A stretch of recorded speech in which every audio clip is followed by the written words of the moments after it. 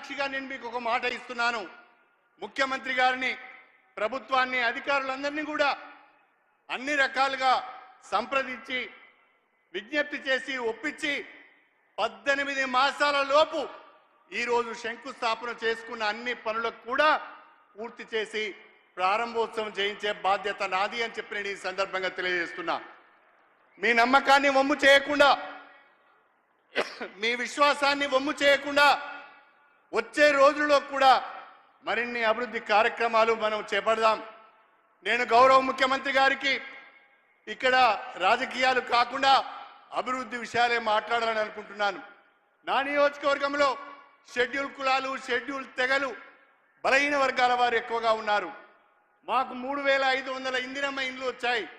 దయచేసి మీ సీఎం గారి state reserve quota నుంచి మరికొన్ని ఇందిరమ్మ ఇండ్లు మా నియోజకవర్గానికి ఇవ్వాలని చెప్పి ఈ సందర్భంగా అడుగుతున్నా.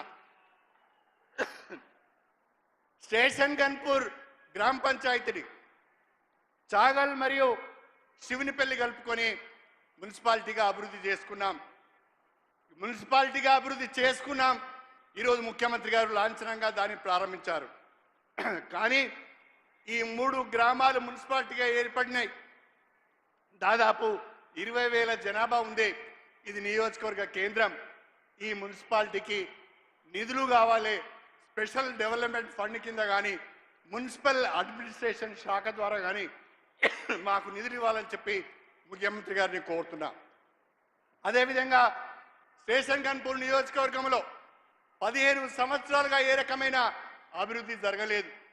15 సంవత్సరాలుగా ఇక్కడ రాజకీయమంతా అవినీతి, అక్రమాలు, పదవులు అమ్ముకోవడం, పనులు అమ్ముకోవడం, పథకాలు అమ్ముకోవడం, తాగడం, తూలడమే తప్ప ఒరిగింది ఏమీ లేదు అని చెప్పి ఈ సందర్భంగా తెలియజేస్తున్నా.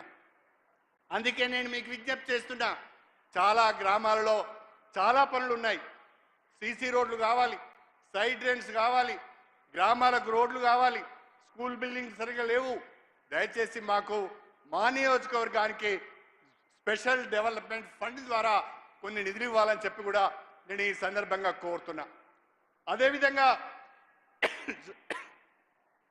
స్టేషన్ గన్పూర్ నియోజకవర్గం, వర్ధనపేట, పాలకుర్తి, తుంగతుర్తి ఈ 4 నియోజకవర్గాలకు సంబంధించి దేవాదుల ఎత్తిపోతల పథకం